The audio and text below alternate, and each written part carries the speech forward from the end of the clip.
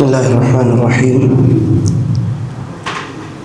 إن الحمد لله نحمده ونستعينه ونستغفره ونعوذ بالله من شرور أنفسنا ومن سيئات أعمالنا. من يهده الله فلا مضل له ومن يضلله فلا هادي له. ونشهد أن لا إله إلا الله وحده لا شريك له ونشهد أن محمدا عبده ورسوله. يا أيها الذين آمنوا اتقوا الله حق تقاته ولا تموتن إلا وأنتم مسلمون.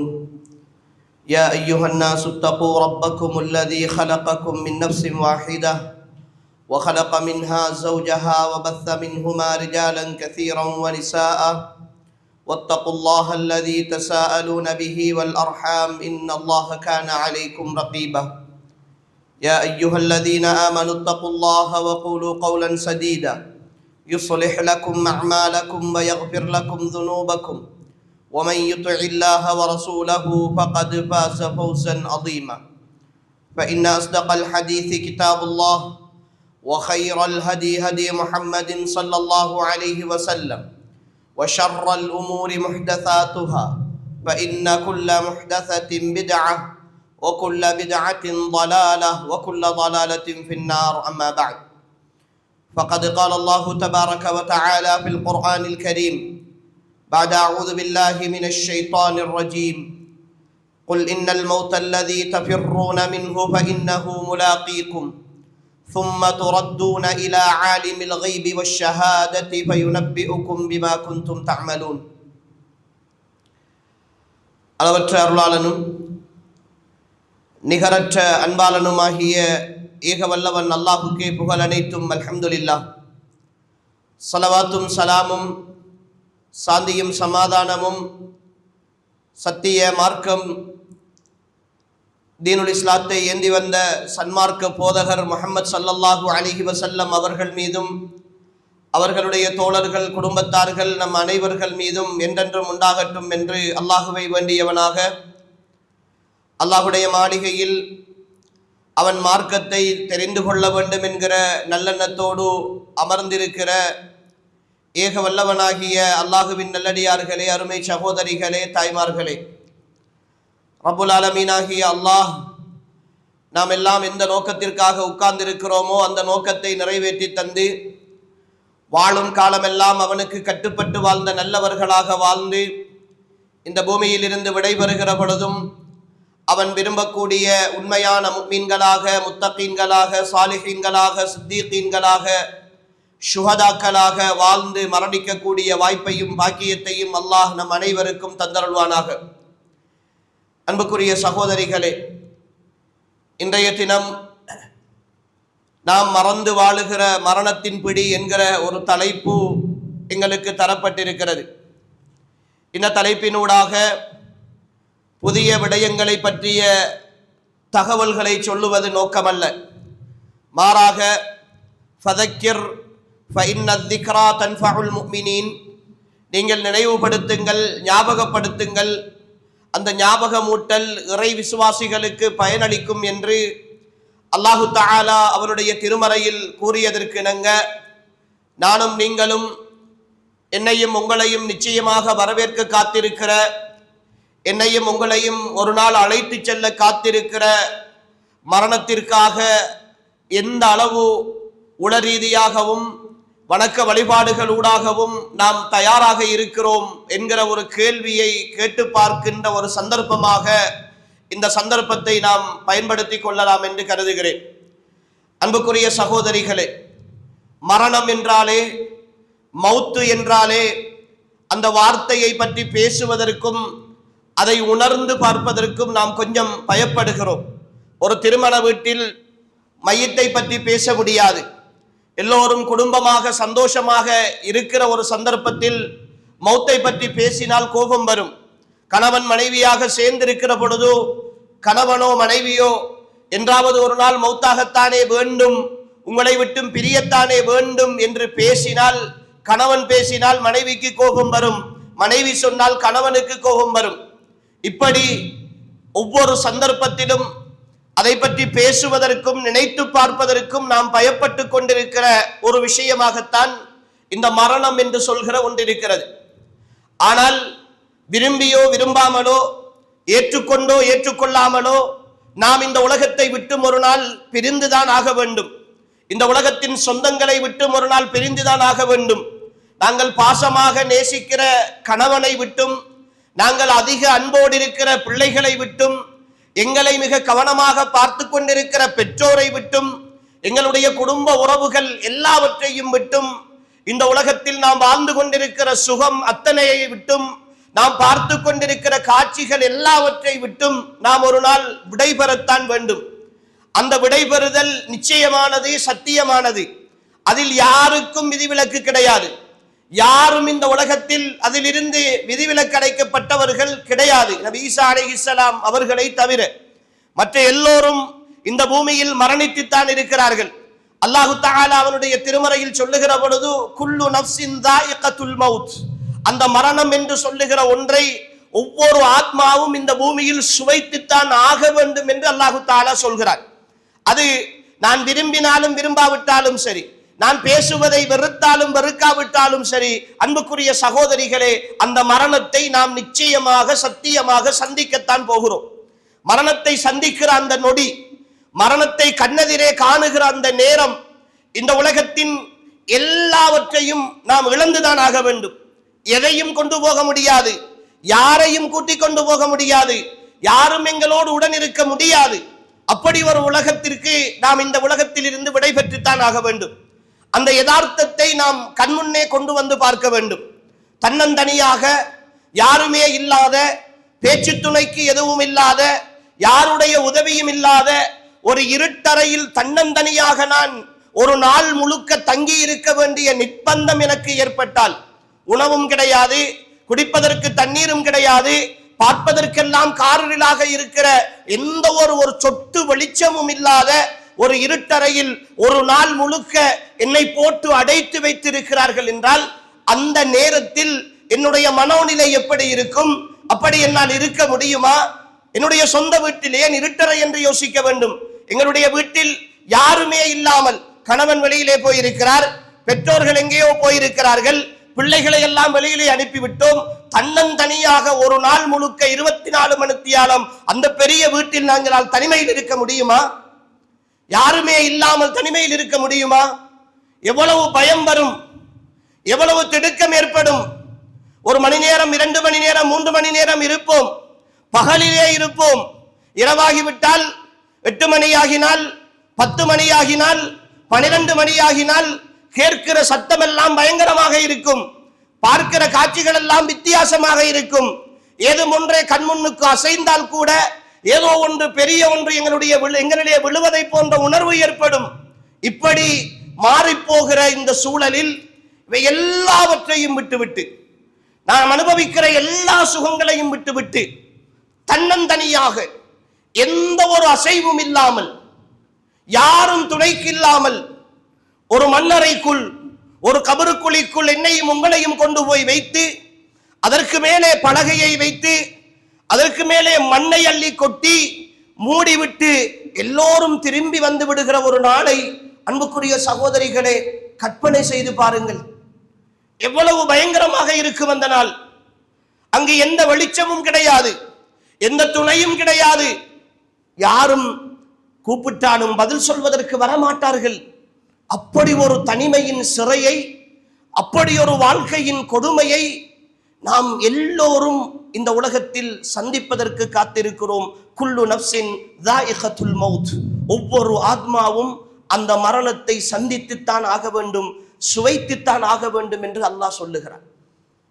அந்த மரணத்தின் சுவையை நானும் நீங்களும் பருகுகிற கடைசி நேரம் சக்ராத்தினுடைய நேரம்.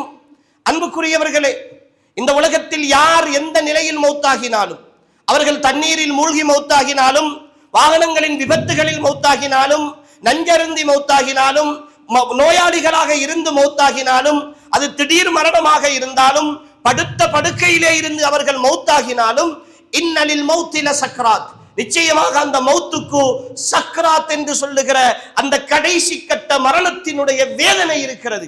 அந்த வேதனை அன்புக்குரிய சகோதரிகளே, இந்த உடம்பின் நாடி நாளங்களில் எல்லாம் ஓடி போயிருக்கிற இந்த உயிர், உடம்பின் ஒவ்வொரு மூலையிலும் ஒவ்வொரு இடத்திலும் ஒவ்வொரு அணுவிலும் கலந்திருக்கிற இந்த உயிரை உடலை விட்டு பிரிக்கிற பொழுது, இழுத்தெடுக்கிற பொழுது அது துடித்து வருகிற அந்த வேதனை இருக்கிறதே, அந்த வேதனையின் உச்சகட்டம் தான் சக்ராத்தினுடைய சந்தர்ப்பம். என்னுடைய உடலில் சாதாரணமாக ஒரு ஊசியை ஏற்றினால், ஒரு இன்ஜெக்ஷன் போட்டால் என்னால் தாங்க முடியவில்லை.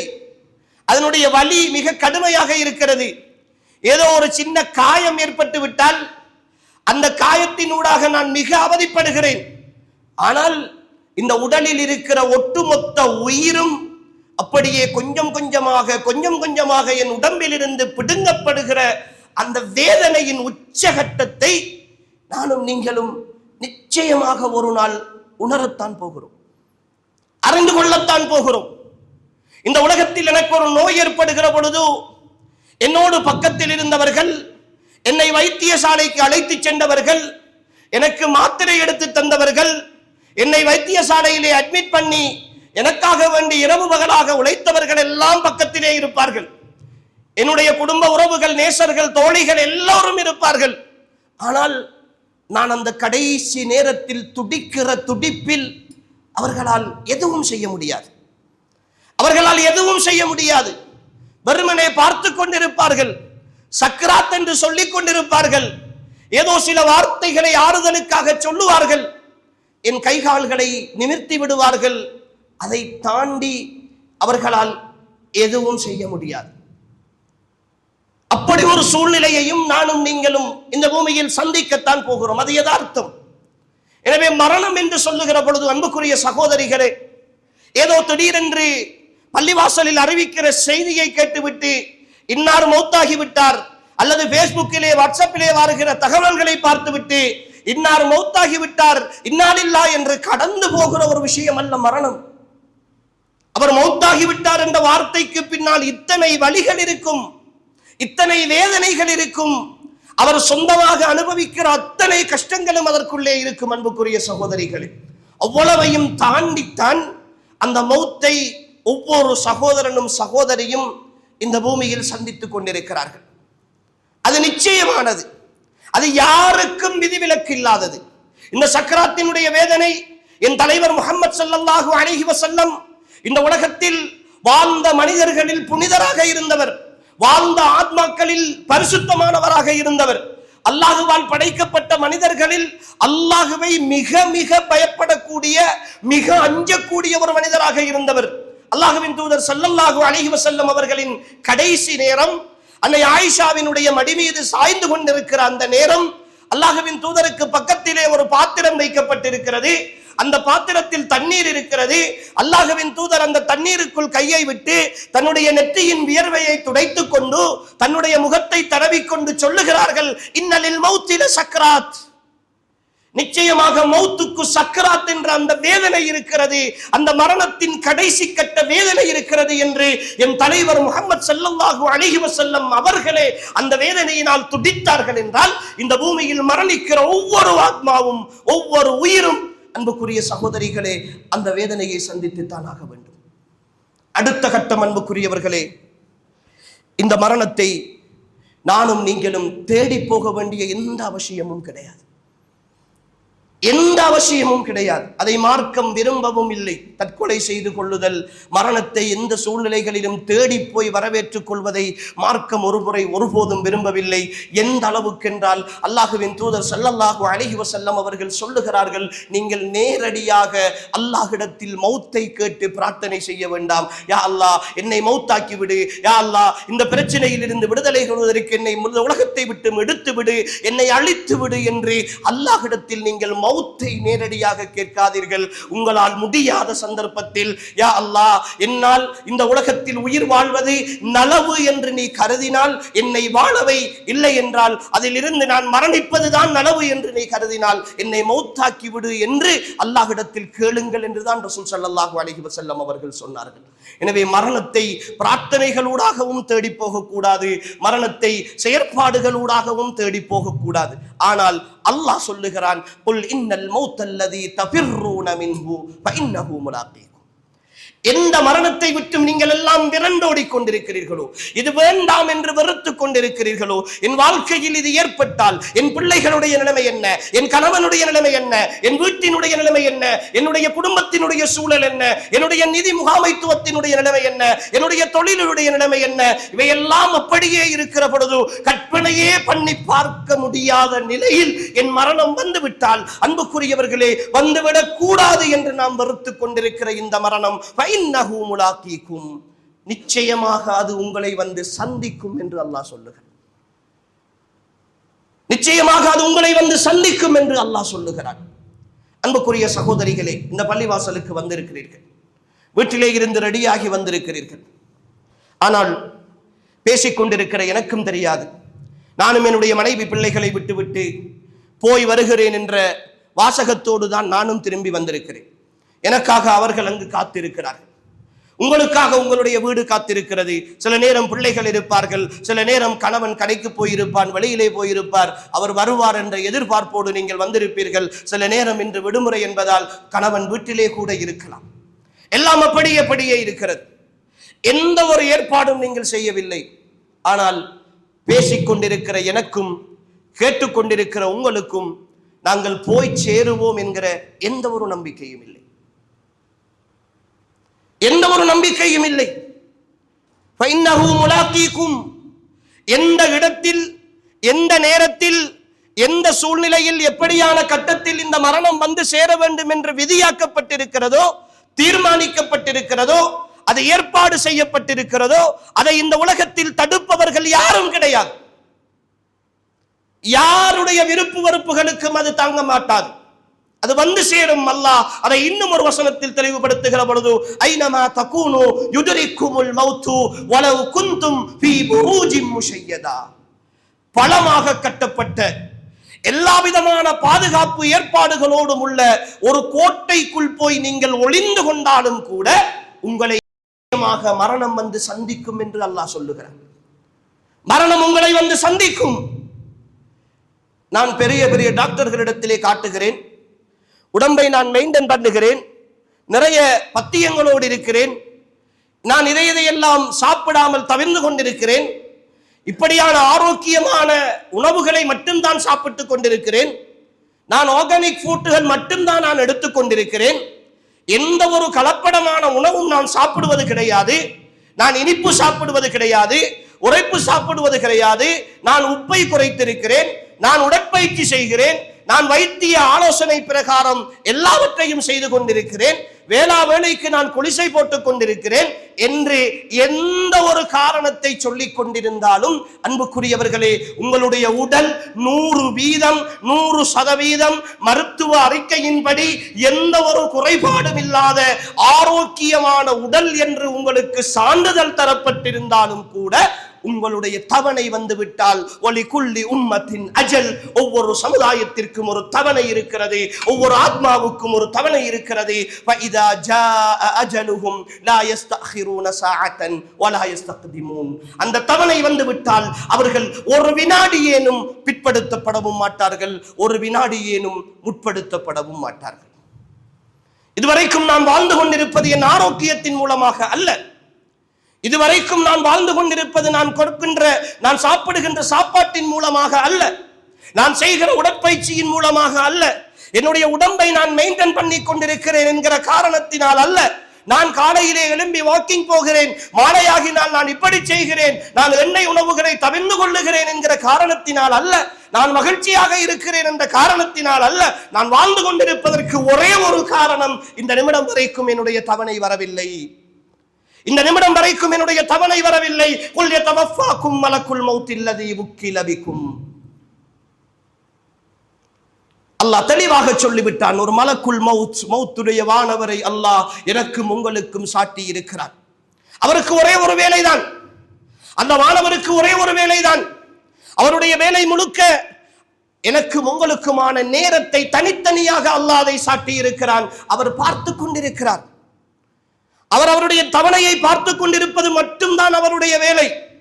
இன்று மாலை 5 மணிக்கு அல்லது 5:30 மணிக்கு இத்தனை வினாடியில் இந்த இடத்தில் இந்த பள்ளிவாசலில் வைத்து என்னுடைய உயிர் பறிக்கப்பட வேண்டும் என்று அவருக்கு நேரமும் தவணையும் கொடுக்கப்பட்டிருந்தால் அவர் எந்த சந்தர்ப்பத்திலும் அவர் மாறு செய்ய மாட்டார். நான் பேசிக் கொண்டுதான் இருந்தேன், என் உடம்பில் நோய்கள் இருக்கவில்லை, சிரித்துக் கொண்டுதான் இருந்தார். இரவுதான் சந்தோஷமாக சந்தித்து விட்டு போனார், இரவுதான் எங்களுடைய வீட்டுக்கு வந்து பார்த்து விட்டு போனார். நேற்று தான் போய் நான் பார்த்து விட்டு சந்தித்து விட்டு வந்தேன், எவ்வளவு அழகாக சிரித்து பேசிக் கொண்டிருந்தார். காலையிலே ஜனாசா செய்தியை கேட்டு விட்டோமே என்று எத்தனை ஜனாசாக்களை கடந்து போயிருக்கிறோம், எத்தனை ஜனாசாக்களை கடந்து போயிருக்கிறோம். ஊரை விட்டு சந்தோஷமாகத்தான் ஒரு ட்ரிப் போனார்கள், குடும்பத்தோடு போனார்கள். ஆனால் இடையில் ஏற்பட்ட ஒரு விபத்து, 2-3 ஜனாசாக்களோடு வீடு வந்து சேருகிறார்கள். அன்புக்குரியவர்களே, அங்கு காரணம் அவர்கள் போன பயணத்தில் அல்ல, அங்கு போன காரணம் அவர்கள் எதிர்வந்த வாகனத்தில் அல்ல.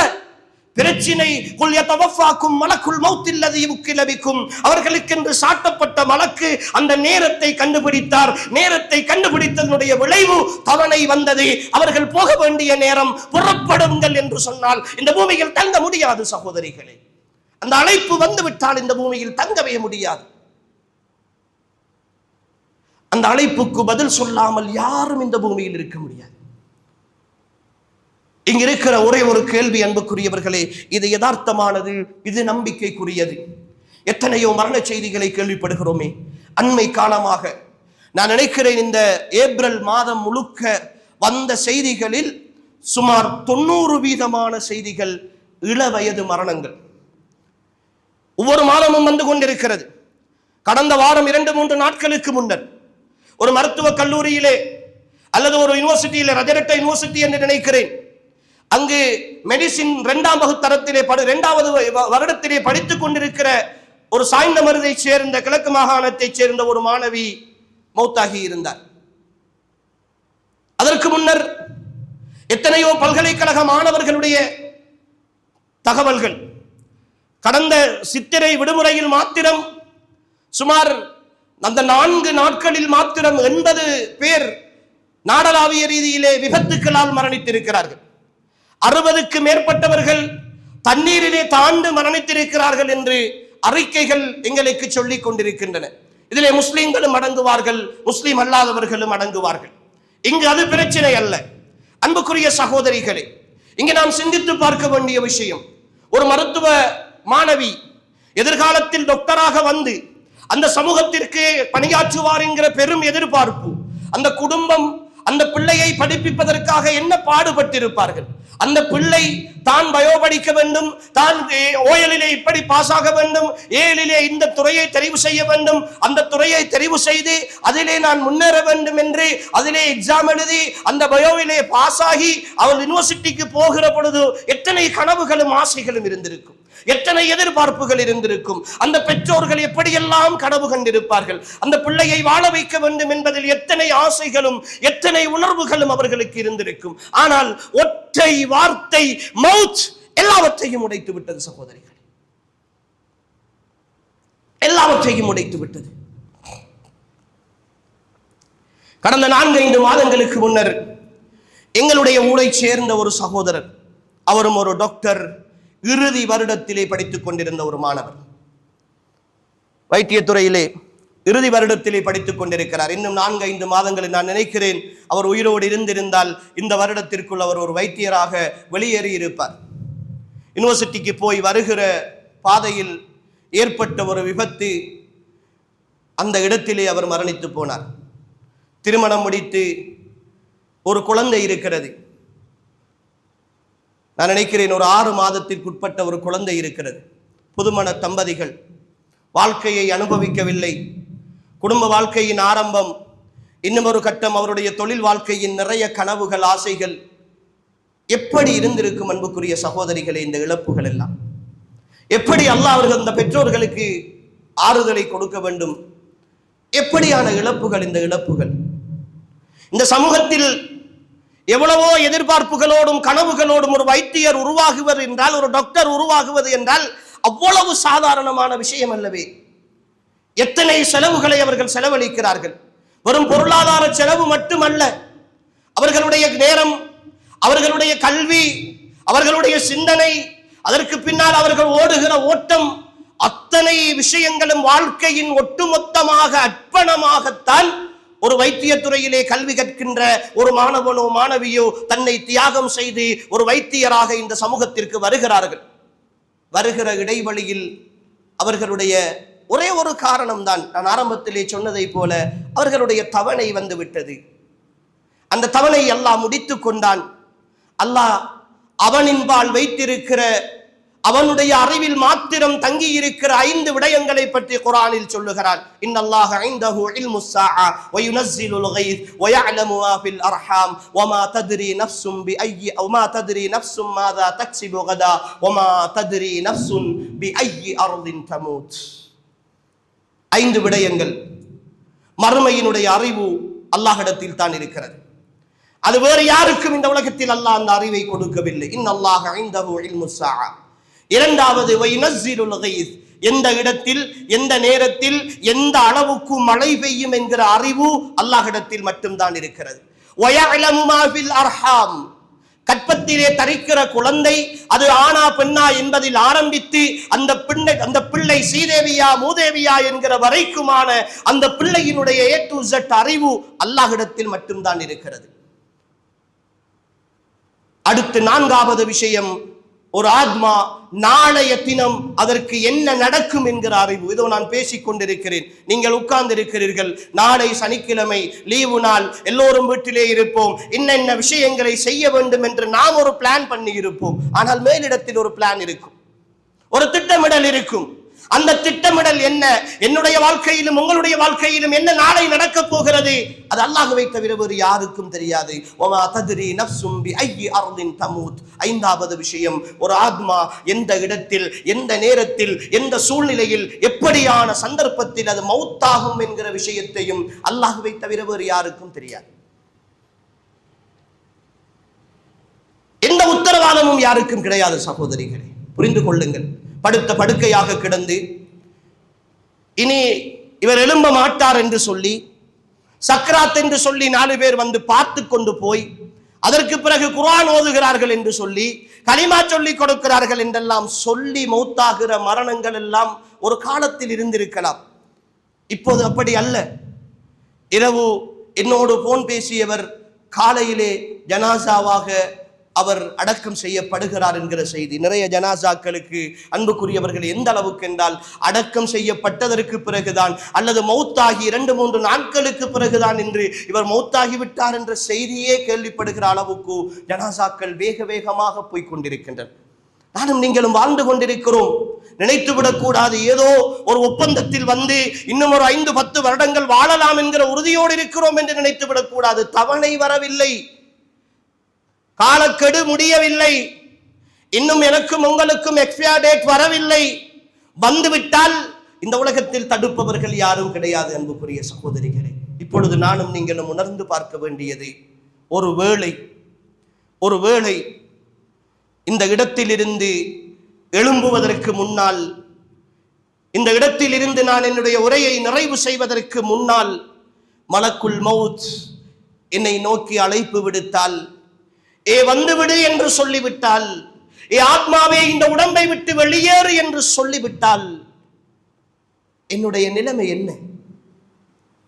அதற்கு பின்னர் எனக்கு யாரும் உதவிக்கு வர முடியாது. என்னோடு இருக்கிற ஒட்டுமொத்த உதவி நான் இந்த உலகத்தில் கொஞ்சம் கொஞ்சமாக சேர்த்திருக்கிற நன்மைகள் மாத்திரம்தான்.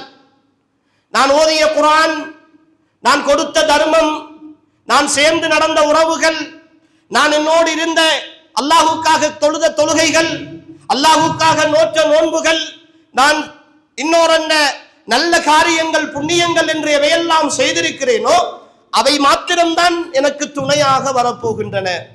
அன்புக்குரிய சகோதரிகளே, அப்படி ஒரு நிலை எனக்கு ஏற்பட்டால், நான் என்னுடைய சொந்த சகோதரியோடு பேசாமல் விட்டு 2-3 வருடங்கள் என்னுடைய தாத்தாவோடு நான் பேசுவதில்லை, என்னுடைய உம்மாவோடு முரண்பட்டு பல மாதங்கள், உம்மாவுக்கு நான் கோபத்திலே ஏசி விட்டு வீட்டை விட்டு வெளியேறி வந்த நான் இதுவரைக்கும் உம்மாவுக்கு ஒரு கோல் பண்ணி மன்னித்து விடுங்கள் என்று நான் சொல்லவில்லை.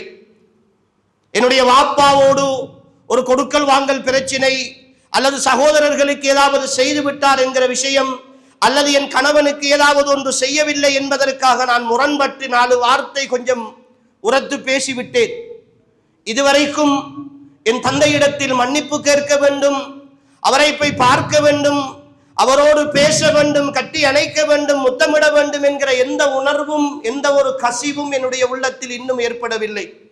என் பக்கத்து வீட்டுக்காரி, அவரோடு நான் முரண்பட்டு பேசாமல் இருக்கிறேன். என்னோடு கொடுக்கல் வாங்கல் செய்தவர்கள், நான் பலருக்கு இன்னும் கடன் சில்லறையாக 1 ரூபாயிலிருந்து 1 லட்சம் ரூபாய் வரைக்கும் கடன் கொடுக்க வேண்டி இருக்கிறது. எந்த ஒரு ஏற்பாடும் இதுவரைக்கும் நான் செய்யவும் இல்லை, கொடுக்க வேண்டும் என்ற எந்த உணர்வும் இல்லை என்னிடத்திலே. நான் இப்பொழுது வருகிற பொழுது கூட யாரோ ஒருத்தரை பற்றி வீதியிலே பேசிவிட்டு தான் வந்திருக்கிறேன். யாரோ ஒருவருடைய குறையை பற்றி, யாரோ ஒருவருடைய புறத்தை பற்றி நான் பேசிவிட்டு தான் இந்த பள்ளிவாசலுக்கே வந்து சேர்ந்திருக்கிறேன். நான் நேற்றைய நாளும் இன்றைய நாளும் இதோ அசரு தொழுகை வரைக்கும் என்னுடைய நாட்களில் சுபகு தொழுகை என்பது கேள்விக்குறியாகத்தான் இருந்தது. சுபகுக்கு எழும்புதல் என்பது ஏதோ ஒரு சம்பிரதாயமாக கண்விழித்தால் தொழுது கொள்கிற ஒரு வணக்கமாகத்தான் என்னிடத்தில் இருந்தது. கடந்த ரமலானில் மூடி வைத்த குர்ஆன் இதுவரைக்கும் என் கைகளால் தொட்டு திறக்கப்படவில்லை. கடந்த ரமலானில் மூடி வைத்த குர்ஆன் இதுவரைக்கும் என் கண்களால் பார்க்கப்படவில்லை. கடந்த ரமலானில் மூடி வைத்த குர்ஆன் இதுவரைக்கும் என் நாவுகளால் உச்சரிக்கப்படவில்லை. என் ஒவ்வொரு தொழுகைக்கு பின்னாலும் சரி, என்னுடைய துஆக்கள் அங்கீகரிக்கப்படுகிற நேரங்களிலும் சரி, நான் இதுவரைக்கும் கையேந்தி அல்லாஹ்விடத்தில் பிரார்த்தனை செய்தல் என்பது ஏதோ ஒரு கஷ்டத்தின் ஒதுங்குமிடமாக மட்டும்தான் அதை வைத்திருக்கிறேன். போன ரமலானில் சஹருக்கு எழும்பிய நான், தஹஜ்ஜுடைய நேரம் எழும்பியத நான், அன்று மறந்த தஹஜ்ஜுத் தான் இன்று வரைக்கும் என் வாழ்க்கையில் அந்த நேரத்தில் கண் விழித்து நான் பார்த்ததே இல்லை, அல்லாஹ் அருள் பாலித்தவர்களை தவிர. இப்படி ஒரு வாழ்க்கை வாழ்ந்து கொண்டிருக்கிறேன். கணவனோடு சின்ன சின்ன விஷயங்களுக்கெல்லாம் முரண்பாடு. கணவனுக்கு ஏசுகிறேன், நன்றி கெட்ட தனமாக பேசுகிறேன், ஏதோ கோபத்தோடு கதைத்து விடுகிறேன். அவன் வந்து மன்னிப்பு கேட்கும் வரைக்கும் காத்திருக்கிறேன். இப்பொழுது கூட பகல் சாப்பாடு முடிந்தபோது ஒரு சின்ன முரண்பாடு, பேசாமல் தான் பள்ளிக்கு வந்திருக்கிறேன். முரண்பட்டு விட்டு அவர் இருக்கட்டும் என்றுதான் வந்திருக்கிறேன். ஆனால் இங்கிருந்து நான் போவதில் எந்த நிச்சயமும் உத்தரவாதமும் எனக்கும் இல்லை, உங்களுக்கும் இல்லை. அன்புக்குரிய சகோதரிகளே, ஒருவேளை இப்படி ஒரு கட்டத்தில் என்னுடையதும் உங்களுடையதும் மரணம் சம்பவிக்குமாக இருந்தால் அல்லாஹ்விடத்தில் போய் என்ன பதில் சொல்ல போகிறோம்? அல்லாஹ்விடத்தில் போய் என்ன பதில் சொல்ல போகிறோம்? எங்களுடைய தனிமையின் துணை என்ன? எங்களுடைய கபரின் இருள், எங்களுடைய கபரினுடைய இருள், யாருமே உதவி செய்ய முடியாத அந்த நேரத்தில் அன்புக்குரிய சகோதரிகளே, ஒரு நல்ல அடியானாக இருந்தால், இந்த உலகத்தில் வாழ்ந்த ஒரு நல்ல மனிதனாக இருந்தால், முங்கர் நக்கீருடைய 2-3 கேள்விகள் அந்த பரீட்சையிலேயும் சித்தி அடைந்து விட்டால், கண்கள் எட்டுகிற தூரம் வரைக்கும் கபரு விசாலிக்கப்பட்டு, சுவனத்து கதவுகள் திறக்கப்பட்டு, சுவனத்து வாசனைகளோடு வாழ்ந்து கொண்டிருக்கிற பொழுது அந்த கபருக்குள் ஒரு மனித தோற்றத்தில் ஒருவர் வருவாராம். ரசூலுல்லாஹ் சொல்கிறார்கள். அந்த நல்லடியான் பார்த்து கேட்பானாம், கபரு என்பது தனிமையின் வீடு என்றுதானே நான் கேள்விப்பட்டிருக்கிறேன், எனக்கு துணையாக வந்திருக்கிற நீங்கள் யார் என்று கேட்பார். அந்த நேரம்தான் அந்த மனித தோற்றத்தில் வந்த அந்த விஷயம் அந்த மனிதனிடத்தில் சொல்லுமாம், நான் தான் நீ செய்த நல்ல அமல்கள் உனக்கு துணையாக இருக்குமாறு அல்லாஹ் என்னை அனுப்பி இருக்கிறான். அல்லது இன்னும் ஒரு ஹதீஸில், நான் தான் நீ ஓதிய குர்ஆன் உனக்கு துணையாக இருக்குமாறு அல்லாஹ் என்னை அனுப்பி இருக்கிறான் என்று விடையளித்து விட்டு அவனுடைய தலைமாட்டிலே உட்கார்ந்து கொள்ளும் என்கிறார்களே ரசூல் ஸல்லல்லாஹு அலைஹி வஸல்லம். அன்புக்குரிய சகோதரிகளே, அப்படி ஒரு நண்பனும் துணையும், அப்படி ஒரு தோழமையும் கபருக்குள் வருகிற ஒரு வாழ்க்கையைத்தான் நானும் நீங்களும் வாழ்ந்து கொண்டிருக்கிறோமா? நானும் நீங்களும் வாழ்ந்து கொண்டிருக்கிறோமா? இவ்வளவு உறுதியான மரணம் எந்த நேரத்திலும் அது வரலாம் என்று நம்பி இருக்கிற ஒரு ஈமானிய சமுதாயம் எந்த ஒரு ஏற்பாடும் இல்லாமல் வாழ்ந்து கொண்டிருக்கிறோமே சகோதரிகளே, எந்த ஒரு ஏற்பாடும் இல்லாமல் வாழ்ந்து கொண்டிருக்கிறோமே. ஒவ்வொரு நாளும் சுய விசாரணை செய்து நாம் யாருக்காவது அநீதம் இழைத்திருந்தால், ஒருவேளை நான் தூங்குகிற அந்த தூக்கம் தான் என் வாழ்நாளின் கடைசி தூக்கமாக இருந்தால், நான் காலையிலே எழும்புகிற பொழுது ஜனாசாவாக எழுந்திருந்தால், நான் யாருக்காவது முரண்பட்டு யாரோடாவது பேசாமல் இருந்து யாருக்காவது அநீதம் இழைத்திருந்தால், நாளை மஹ்ஷருடைய வழியிலே அவர்களெல்லாம் வந்து என் நன்மைகளை பங்கு போடுகிற நிலை ஏற்படுமே என்று உணர்ந்து, என்றாவது ஒரு நாள் நாம் கோல் பண்ணியோ நேரடியாக போயோ என்னை மன்னித்து விடுங்கள் என்று எங்களுடைய வரட்டு கௌரவங்களை விட்டு நாம் யாரிடத்திலாவது கேட்டு மௌத்துக்கு தயாராகி இருக்கிறோமா? மௌத்துக்கு தயாராகி இருக்கிறோமா? அதைத்தான் விடுங்களேன். எத்தனை பேர் சகோதரிகளே எங்களுடைய பிரார்த்தனைகளில், யா அல்லாஹ் என்னுடைய கடைசி முடிவை நல்ல முடிவாக ஆக்கி தந்துவிடு என்று அல்லாஹ்விடத்தில் பிரார்த்தனை செய்பவர்கள் எத்தனை பேர்? இந்த உலகத்தை நிறைய கேட்கிறோம், யா அல்லாஹ் அதை தந்துவிடு, இதை போக்கிவிடு, இதை செய்துவிடு, எங்களுடைய கடன்களை இல்லாமல் ஆக்கிவிடு, பிரச்சனையை இல்லாமல் ஆக்கிவிடு, கணவனுக்கு தொழிலை தந்துவிடு, கடன் இல்லாமல் ஆக்கிவிடு, கேட்க வேண்டும். ஆனால் எங்களுடைய நிறைய துஆக்களில் எங்களுடைய நிரந்தரமான வாழ்க்கையை பற்றி நாம் கேட்பதில்லையே. என்னுடைய கபரை சுவர்க்கத்தின் பூஞ்சோலையாக ஆக்கிவிடு என்று நாம் துஆ செய்திருக்கிறோமா? எங்களுடைய மஹ்ஷரை நீ கேள்வி கணக்கில்லாத ஒரு மஹ்ஷராக ஆக்கிவிடு என்று நாம் செய்திருக்கிறோமா? ஸிராத்தை மின்னல் வேகத்தில் கடந்து போகிற ஒரு கூட்டத்தில் எங்களை சேர்த்து விடு என்று கேட்டிருக்கிறோமா? எங்களுடைய ஜன்னாவை அல்லாஹ்வின் தூதரோடும் அவன் அவருடைய தோழர்களோடும் ஒன்றாக இருக்கிற பாக்கியம் வேண்டும் என்று ஆசைப்பட்டிருக்கிறோமா?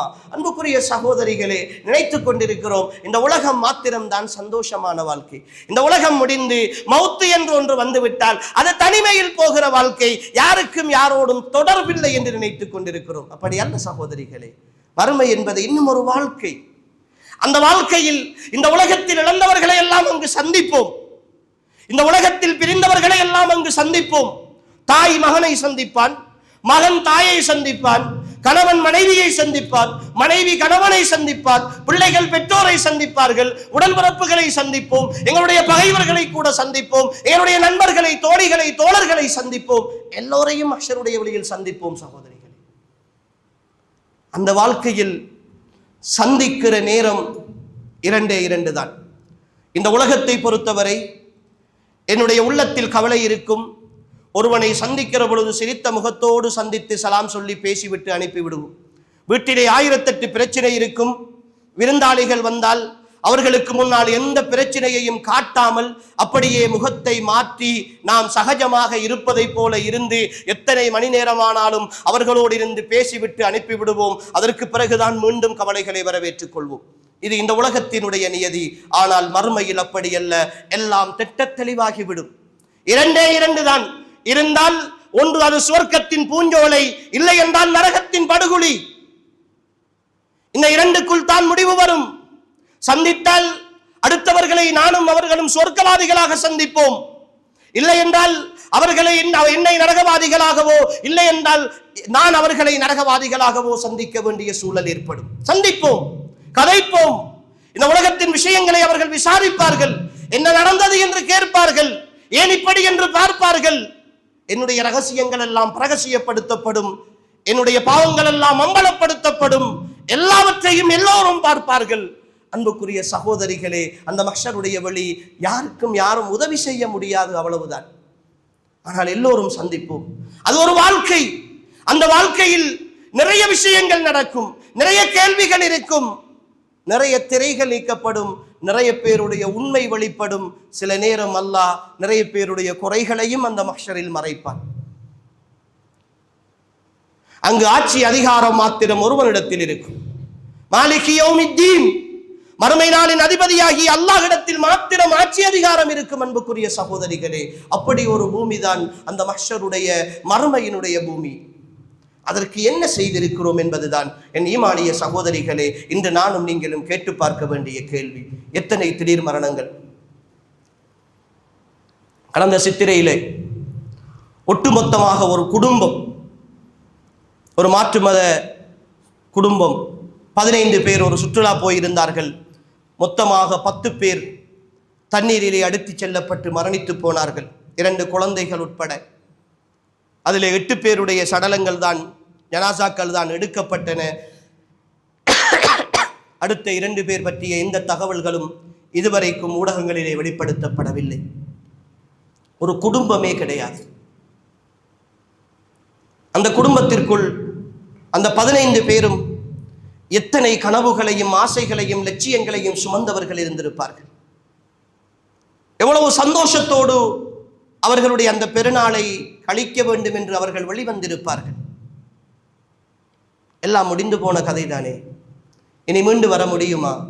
இப்படி ஒரு நாள் என்னுடைய குடும்பத்தின் நிலையும் ஆகிற பொழுது அவர்கள் மறுமை நம்பிக்கை இல்லாதவர்கள், நான் என் வாழ்க்கையின் அடுத்த கட்டத்திற்கு பயணிக்கப் போகிறேன். அந்த அடுத்த கட்டம் அன்புக்குரிய சகோதரிகளே, என் சுயநலம் மாத்திரம்தான், இந்த உலகத்தில் நான் சம்பாதித்தவைகள் மாத்திரம்தான்.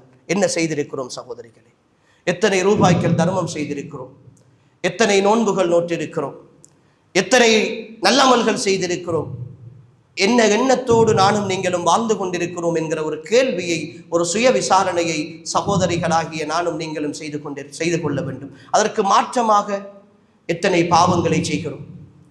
சினிமாக்கள், நாடகங்கள், சீரியல்கள், ரீல்ஸுகள், கையடக்க தொலைபேசியில் மூழ்கி போகிற சமூக வலைத்தள பாவனைகள், இன்ஸ்டாகிராமாக இருக்கலாம், டிக்டாக்காக இருக்கலாம், ஃபேஸ்புக்காக இருக்கலாம், வாட்ஸ்அப்பாக இருக்கலாம், அதில் போடுகிற ஸ்டேட்டஸ்களாக இருக்கலாம், அதில் போடுகிற வீடியோக்களாக இருக்கலாம். எத்தனை எத்தனை பாவங்களை செய்கிறோம். ஒரு வாட்ஸ்அப் ஸ்டேட்டஸ் நான் வைக்கிறேன், சினிமா பாடல், ஒரு இசை கலந்த ஒரு விஷயம், அது ஹராம் என்று எனக்கு தெரிந்து கொண்டு நான் வைக்கிறேன். நான் செய்தது முதல் குற்றம். அந்த குற்றத்தை என்னுடைய கண்டக்டிலே உள்ள ஒரு 100 பேர் பார்க்கிறார்கள். அந்த 100 பேரையும் பார்க்க செய்கிற குற்றத்தை நான் சுமந்து கொள்கிறேன். ஒரு வீடியோ, ஒரு ஸ்டேட்டஸ் நான் வைத்ததனுடைய விளைவு 100 பேர் என்கிற சாதாரண எண்ணிக்கை இருந்தால் 101 பேர் பாவத்தை நான் செய்கிறேன். 101 பாவத்துக்கு நான் காரணமாக இருக்கிறேன். இப்பொழுது என்னுடைய கண்டக்டிலே உள்ள ஒரு 5 பேர் அதை டவுன்லோட் பண்ணியோ அல்லது என்னிடத்தில் அனுப்புமாறு சொல்லியோ அதை எடுத்து அவர்கள், அல்லது இப்பொழுது ரீச்சேஆர் பண்ணக்கூடிய ஒரு சிஸ்டம் இருக்கிறது, ரீச்சேஆர் பண்ணியோ அவர்களுடைய ஸ்டேட்டஸில் வைக்கிறார்கள். ஒவ்வொன்றிலும் ஒரு 5 பேர் என்றாலும் அவர்களிடத்திலே ஒரு 100 கண்டக்ட் இருக்கிறது. மொத்தமாக அங்கு 500, இங்கு 100, 600, என்னோடு சேர்த்து 601 பேருடைய பாவத்தை நான் சுமந்து கொள்கிறேன். அந்த 500 பேரில் 5ஆக மாறும், அந்த 5 பேர் 500ஆக மாறும். இப்படியே நான் தயாரிக்கிற, நான் போடுகிற ஒரு ஸ்டேட்டஸ் கிட்டத்தட்ட ஒரே நாளில் அல்லது ஒரு சில நாட்களில் அதனுடைய மியூசிக், அதன் காரணமாக அந்த ஹராத்துக்கு காரணமாக இருந்ததனுடைய விளைவு, ஒரு இரவிலேயே நான் 1000 பேர்களுடைய பாவத்தை சுமந்து கொள்கிறேன். அந்த இரவு என்னுடைய மௌத்து வந்தால்,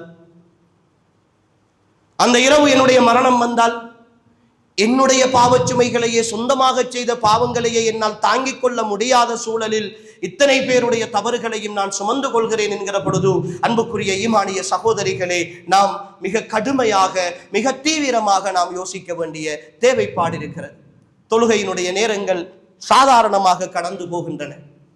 என்ன நம்பிக்கையோடு லுஹர் தொழுகை 12:30 மணிக்கு என்றால் 3:30 மணி வரைக்கும் என்ன நம்பிக்கையோடு நான் லுஹரை பிற்படுத்துகிறேன்.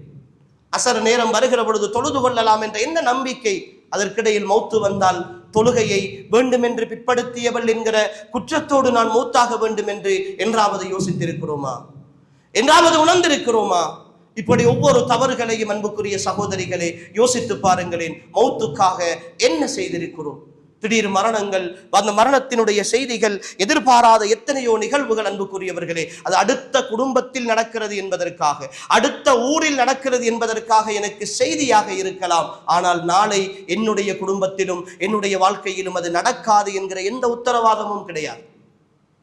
எனவே அன்புக்குரிய ஈமானிய சகோதரிகளே, இங்கு வந்திருக்கிற நாம் இந்த விஷயத்தில் மிக கவனமாக, மிக ஆழமாக, மிக தீவிரமாக யோசிக்க வேண்டிய ஒரு கடப்பாடு எனக்கும் உங்களுக்கும் இருக்கிறது. எனக்கும் உங்களுக்கும் அல்லாஹ் தந்திருக்கிற கடைசி நாள் இந்த நாள் தான் என்று ஒவ்வொரு நாளையும் உணர்ந்து வாழுகிற பொழுதுதான் அன்புக்குரியவர்களே நாம் பாவங்களில் இருந்து எங்களை தவிர்ந்து கொண்டு அல்லாஹுக்கு விருப்பமானவர்களாக வாழலாம். அதனால் தான் பெருமானார் ஸல்லல்லாஹு அலைஹி வஸல்லம் அவர்கள் சொல்லுகிறார்கள், அக்ஸிரு ذிக்ர ஹாதிமில் லத்தாத், எல்லா இன்பங்களையும் இடித்து அழித்து விடுகிற மரணத்தை நீங்கள் அதிகம் நினைவுபடுத்துங்கள் என்கிறார்கள் ரசூல் ஸல்லல்லாஹு அலைஹி வஸல்லம். ஒவ்வொரு நன்மை செய்கிற பொழுதும் இது என்னுடைய வாழ்க்கையின் கடைசி தொழுகை, இது என்னுடைய வாழ்க்கையின் கடைசி தர்மம், இது என்னுடைய வாழ்க்கையின் கடைசி திக்ர், இது என்னுடைய வாழ்க்கையின் கடைசி ஸலவாத் என்று அந்த எண்ணத்தோடு நன்மைகளை செய்வோம். பாவங்களை செய்ய நினைக்கிற பொழுது ஒருவேளை இதன் முடிவிலே என் மரணம் வந்துவிட்டால், இதன் முடிவில் என் மரணம் வந்துவிட்டால், இதன் முடிவில் நான் மௌத்தாகிவிட்டால், என்னை அல்லாஹ் அழைத்துக் கொண்டால்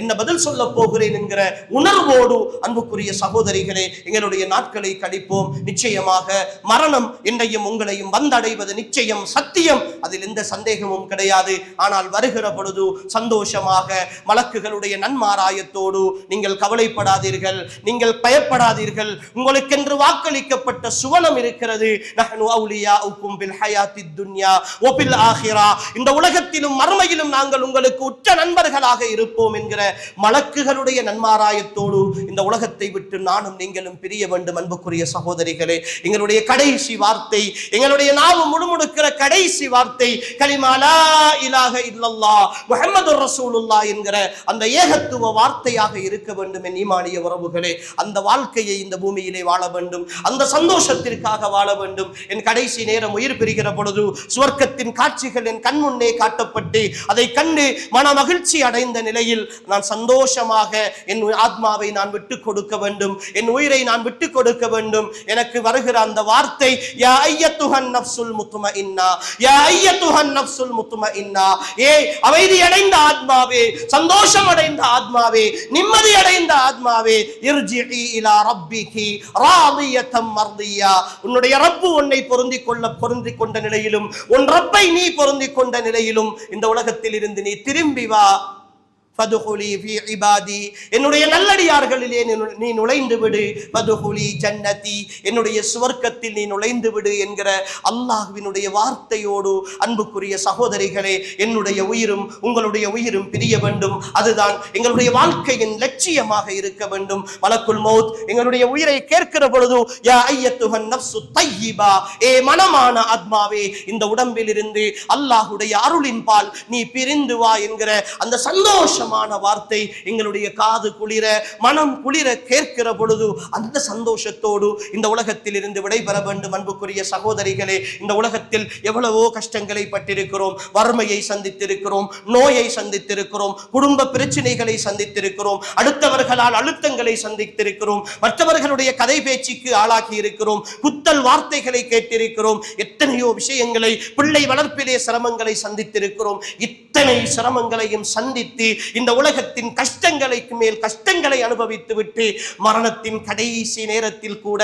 யா அய்யத்துஹன் நஃப்ஸுல் ஹபீஸா, மோசமான கேடுகெட்ட அல்லாஹ்வுக்கு வெறுப்பான ஆத்மாவே என்கிற அந்த வார்த்தையோடு அல்லாஹ் பாதுகாக்க வேண்டும். நரகத்தின் காட்சிகளை கண்டு மனம் உடைந்து போயிருக்கிற நிலையில் அந்த நிரந்தரமான கஷ்டத்திற்குள் நாம் போய்விடக் கூடாது. சகோதரிகளே, இந்த உலகமும் கஷ்டம், மறுமையும் கஷ்டம் என்கிற நிலைக்கு வந்துவிடக் கூடாது.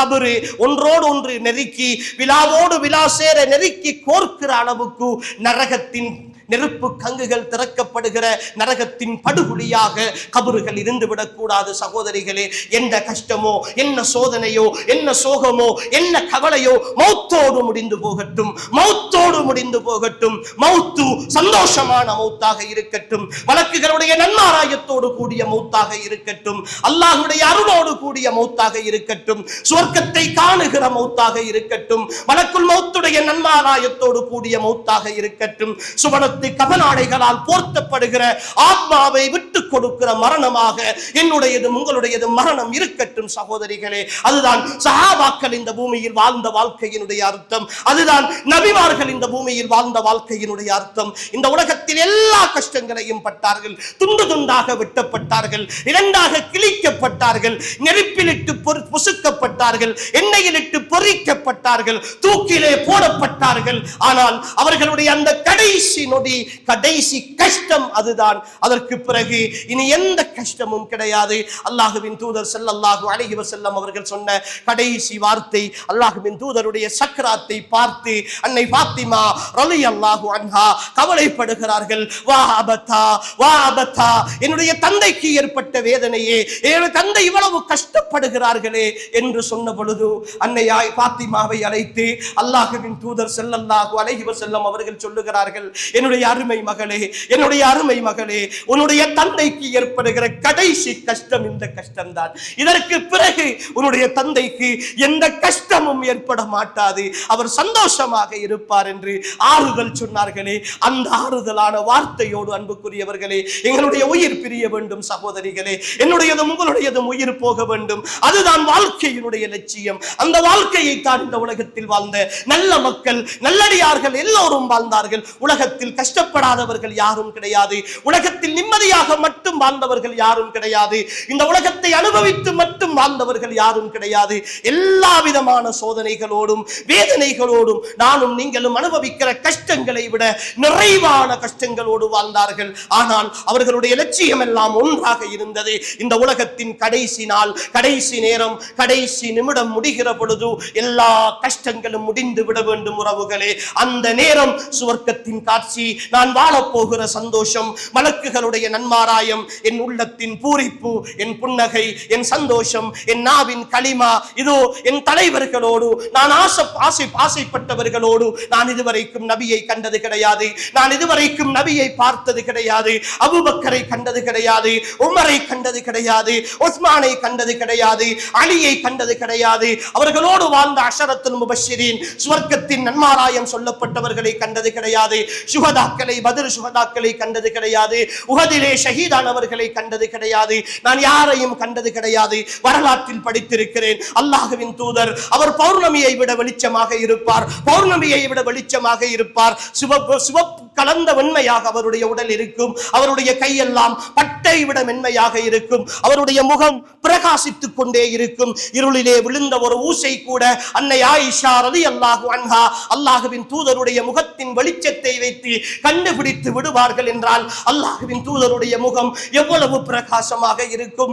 எனக்காக வாழ்ந்த ஒரு தலைவர் அவர். எனக்காக வாழ்ந்த ஒரு தலைவர் அவர். என் வாழ்வின் லட்சியம் நாளை மஹ்ஷருடைய வெளியில், நாளை மஹ்ஷருடைய வெளியில் எல்லோரும் அல்லோல கல்லோலப்படுகிற பொழுதில், எல்லோரும் அல்லோல கல்லோலப்படுகிற பொழுதில் ஹவுதுல் கௌசர் என்ற நீர் தடாகத்தில் அவருடைய பொற்கரங்களால் ஒரு சொட்டு தண்ணீர் குடிக்க வேண்டும்.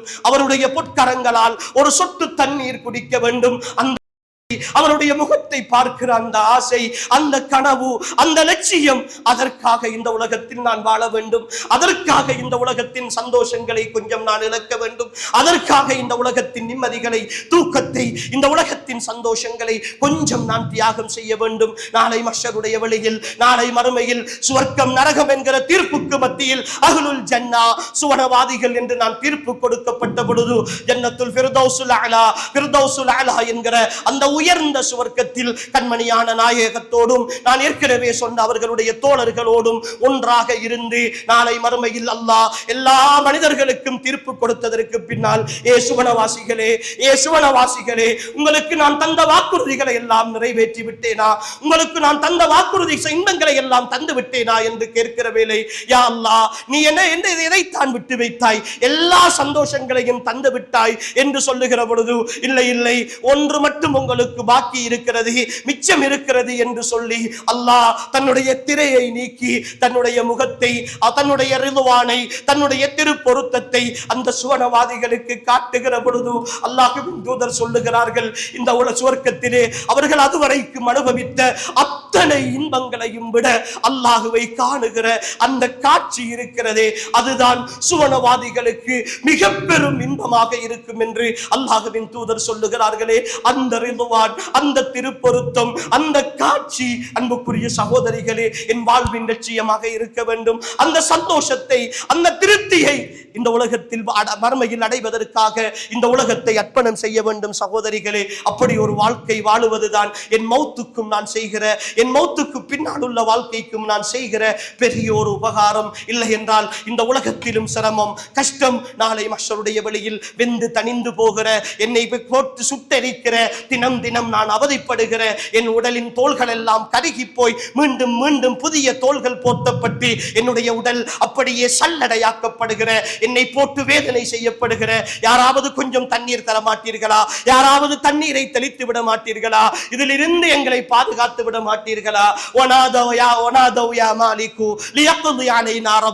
எங்களுடைய ரப்பிடத்தில் இந்த நரகத்தின் வேதனையில் இருந்து கொஞ்சம் விடுதலைக்காக அல்லாஹ்விடத்தில் பரிந்து பேச மாட்டீர்களா மாலிக்கே என்று கெஞ்சுகிற கதறுகிற அல்லாஹ் பாதுகாக்க வேண்டும். அன்புக்குரியவர்களே, அந்த நிரந்தரமான கஷ்டத்தோடு தான் மறுமையையும் அனுபவிக்க போகிறோமா என்கிற தெரிவுதான் இன்றைய எங்களுடைய இந்த உரையினுடைய சாராம்சம். அன்புக்குரியவர்களே, எதை தெரிவு செய்துவிட்டு இங்கிருந்து செல்ல போகிறோம்? நிரந்தரமான சந்தோஷமா, நிரந்தரமான கவலையா என்பதை அன்புக்குரிய ஈமானிய உறவுகளே, இந்த நொடி முடிவெடுங்கள். இன்ஷா அல்லாஹ் இன்று இரவு என்னுடையதோ உங்களுடையதோ ஜனாசா செய்தியை நானோ நீங்களோ செவியேற்றால் இன்னா லில்லாஹ் என்ற வார்த்தையோடு முடித்துக் கொள்ளாமல், அன்புக்குரியவர்களே, இந்த ஆசையும் இந்த கனவும் நிறைவேறிய ஒரு மரணமாக, அந்த லட்சியத்தை அடைந்து கொண்ட மரணமாக, சஹாபாக்களும் நபிமார்களும் அடைந்து கொண்ட அந்த லட்சிய கனவை வெற்றி கொண்ட மரணமாக என்னுடையதும் உங்களுடையதும் மரணத்தை நானும் நீங்களும் சந்திக்க வேண்டும். எல்லாம் அல்ல அல்லாஹு தஆலா என்னையும் உங்களையும் பொருந்திக் கொள்வானாக. வாழும் காலம் எல்லாம் அவனுக்கு கட்டுப்பட்டு வாழ்ந்த நல்லவர்களாக வாழ்ந்து இந்த பூமியிலிருந்து விடைபெறுகிற பொழுதும் உண்மையான முஃமின்களாக, முத்தகீன்களாக, சாலிஹீன்களாக, சித்தீகீன்களாக, ஷுஹதாக்களாக, அவன் விரும்பக்கூடிய நல்லடியார்களாக வாழ்ந்து மரணிக்கக்கூடிய வாய்ப்பையும் பாக்கியத்தையும் அல்லாஹ் நம் அனைவருக்கும் நசீபாக்குவானாக. ஹாதா மா இந்தி வல் இல்மு இன்தல்லாஹ் வ ஆகிரு தஅவானா அல்ஹம்துலில்லாஹி ரப்பில் ஆலமீன். வஸ்ஸலாமு அலைக்கும் வ ரஹ்மத்துல்லாஹி வ பரகாத்துஹு.